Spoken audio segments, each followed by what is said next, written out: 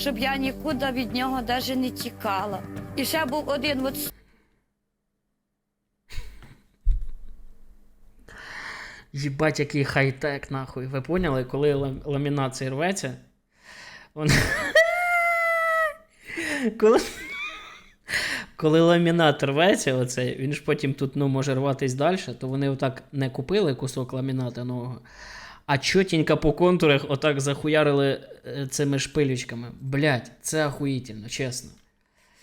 Блять, ну піздець. В мене співає душа, я, блять.